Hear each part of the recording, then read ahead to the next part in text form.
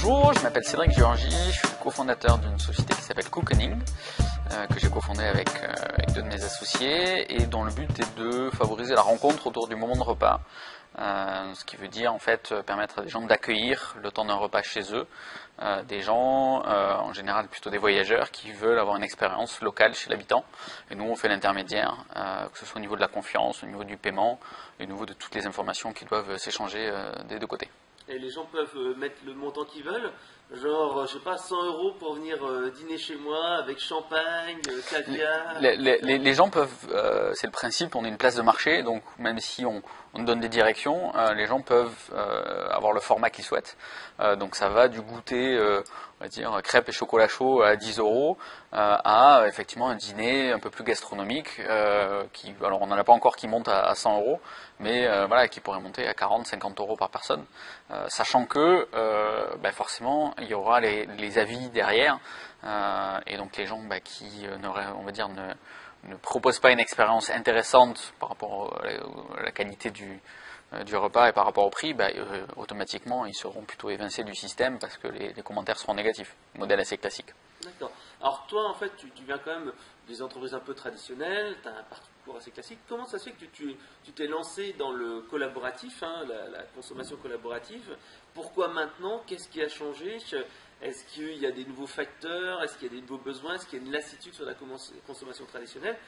Qu'est-ce qui fait que maintenant ça prend et qu'auparavant on voyait moins ce genre de service-là?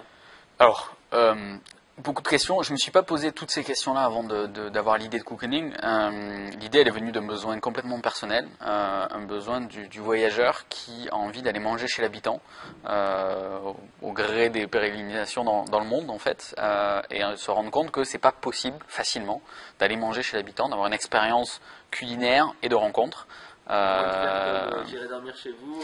À moins d'être un journaliste, à moins d'être un journaliste, ou éventuellement avoir accès à des expériences très uniques qui sont listées peut-être par des agences de voyage, ou à moins d'être en France et d'aller dans des tables d'hôtes, qui est le modèle que je connaissais, dont je suis consommateur.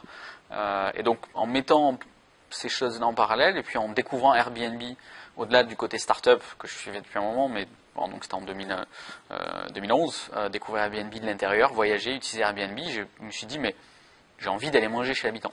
Donc c'est comme ça que ça a démarré, et après, on va dire, j'ai rationalisé tout ça en me rendant compte que le timing était plutôt intéressant parce que l'économie du partage était en train de vraiment s'accélérer avec des modèles comme Airbnb, Couchsurfing à ce moment-là, voir qu'il n'y avait pas de plateforme telle qu'on voulait la définir sur, on va dire, le moment de repas. Et donc tout ça mis ensemble, je me suis dit que c'était plutôt le bon timing.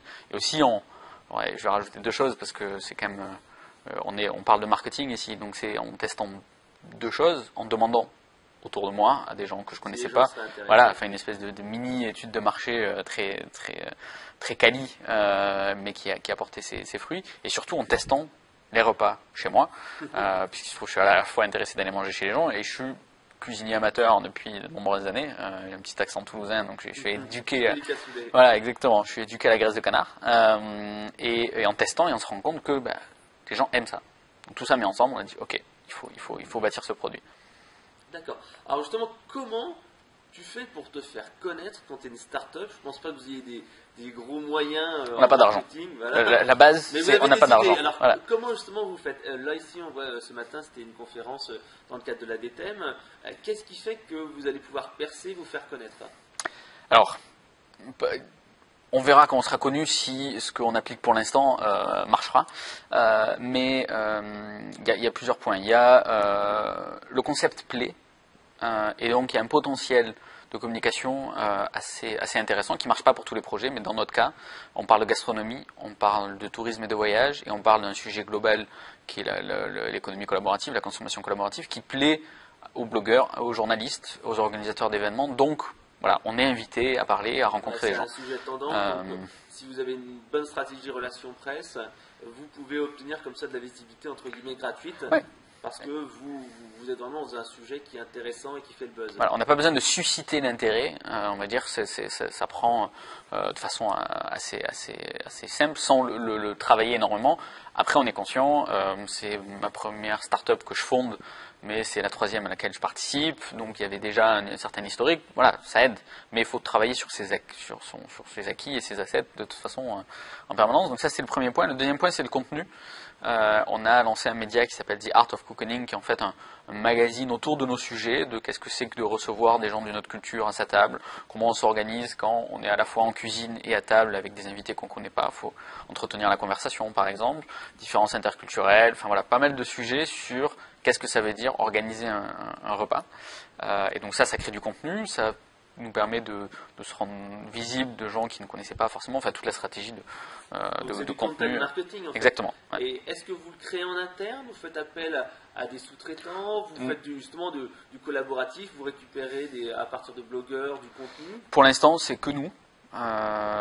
On débute sur ce magazine-là, on a lancé ça en début d'année. Donc pour l'instant, c'est nous qui éditons. Donc on est 3 associés, on a 2 stagiaires, dont une américaine en fait qui nous aide sur tout le contenu. Ouais, enfin non, en fait c'est l'inverse. C'est elle qui est passionnée par tous ces sujets-là, qui fait les articles en anglais, et nous on traduit en français. Et on adapte parce que forcément quand elle prend ces exemples de dinde à la sauce peanuts, c'est pas forcément les plats les plus automatiques qu'on va évoquer en France. Donc voilà, donc c'est plutôt tout en interne, encore une fois, parce qu'on n'a pas de budget. Par contre, on a un peu de temps, on a des idées, donc on l'applique sur le contenu. Et après, le dernier point, c'est de dire, on va travailler sur ce qu'on a, et c'est-à-dire nos premiers membres, notre premier début de communauté. On ne va pas parler de communauté tant que ils sont pas, on va dire, faire valoir de cooking à l'extérieur, ce qui voudra dire qu'ils se sentent appartenant à une communauté. Pour l'instant, on a des membres et on travaille avec eux pour effectivement avoir ces 1000 hyper actifs, hyper fans de nous. Et derrière, voilà, exactement. Des témoins, des relais. Mais est-ce que vous faites, par exemple, comme KissKissBankBank qu'on a vu tout à l'heure, eux, ils nous ont dit que 80% de leurs clients venaient via Facebook. Est-ce que vous aussi, vous avez une stratégie particulière sur Facebook, sur Twitter, pour générer du trafic, fédérer une communauté? Pour l'instant, en fait, la particularité de notre situation, c'est qu'on n'est pas énormément en recherche de trafic.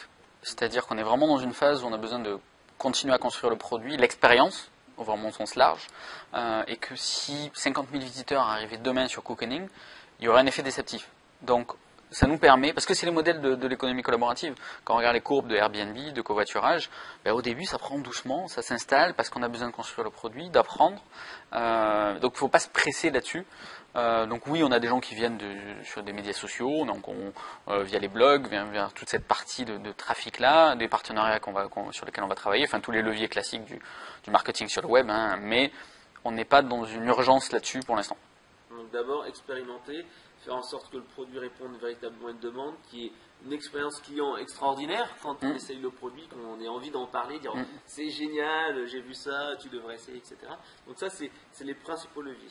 Alors, toi, justement, si tu avais 5 conseils à donner à une personne qui veut se lancer comme ça dans une start-up, en général, ou dans le collaboratif, quelles seraient les questions, enfin les sujets qu'il faudrait prendre en compte? Qu'est-ce qu'on va se poser? Est-ce qu'on a la motivation? Est-ce qu'on a du temps? Parce que tu m'as dit que tu n'as pas beaucoup d'argent, mais tu dois avoir beaucoup de temps à investir forcément là-dedans. Et jamais assez de temps, mine de rien, parce que le temps passe vite. Donc 5 conseils, on va dire, au global. Le premier, ça va être par rapport à l'idée sur laquelle on veut se lancer. Il faut qu'elle nous parle. Être passionné, quoi. Exactement. C'est-à-dire que voilà, moi, le beau travailler dans le web depuis un moment, je suis passionné de gastronomie, je cuisine, j'adore manger, donc ça me parle et je peux en parler et je peux rentrer dans ce monde-là. Voilà, donc faut pas on peut des fois créer des sociétés avec un côté assez tactique. On analyse le marché, on voit qu'il y a une opportunité, on la prend. Voilà, moi c'est pas ma façon de faire, donc faut avoir la passion de l'écosystème, du monde dans lequel on se lance. Faut rentrer dans le monde dans lequel on veut aller. De façon très concrète, c'est-à-dire nous on est rentré dans le monde de la gastronomie sur le web, essayer de rencontrer les acteurs existants, essayer de rencontrer les blogueurs, essayer de rencontrer d'autres personnes qui essayent d'innover, rentrer dans ce monde-là. Donc c'était le monde de la gastronomie, c'était le monde de l'économie collaborative, se rapprocher de WeShare, essayer de faire des choses avec, et le monde du tourisme. Donc c'était un peu les 3 mondes dans lesquels moi j'ai essayé de m'impliquer. Donc ça c'est le deuxième conseil. Le troisième c'est de tester concrètement, très vite, aussi vite que possible, soit donc en tant que consommateur, typiquement pour Cocooning.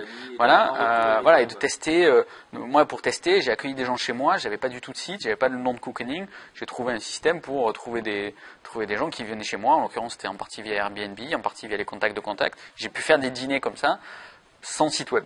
Donc ça, c'est énormément de valeur en termes d'apprentissage. Ensuite, sur les conseils, il faut se concentrer sur l'essentiel. Comme tu dis, il faut se focuser sur un élément particulier qui fera le succès de son entreprise et pas se disperser, même si les gens se disent tiens, tu devrais faire ci, tu devrais faire ça, vendre des recettes de cuisine ou passer à Top Chef. Se concentrer sur son idée, son business model et aller au maximum. Exactement. On a plein d'idées, on veut faire plein de choses, mais au début, il faut en prendre une. Ou une et demie à la limite, parce que c'est dur toujours d'en prendre une, mais en tout cas voilà, aller vraiment sur un point. Et le dernier, donc j'ai finalement retrouvé mes 5, le dernier c'est essayer de, au début en fait on a du temps, le temps que le projet se mette en place, que les associés arrivent, que le développement avance si on n'est pas développeur. Donc, en fait on a du temps, donc qu'est-ce qu'on peut faire de ce temps sans se créer un défocus? On peut essayer de participer à l'écosystème, donc et peut-être aider des startups, aider des gens, donner du feedback, écrire, faire quelque chose qui aide au final les autres, parce qu'on a ce temps-là. Et mine de rien, un pourcentage assez intéressant de tous ces gens-là qu'on a aidés pendant cette période-là vont pouvoir nous aider en retour, et même s'ils le font pas, c'est pas grave, parce qu'en aidant, on aura appris et on se sera bien amusé. Un réseau, en fait. Et après, ce réseau pour faire pousser son idée. Oui, et puis c'est une philosophie de business qui fonctionne très bien chez les anglo-saxons, encore une fois, qui est le give first.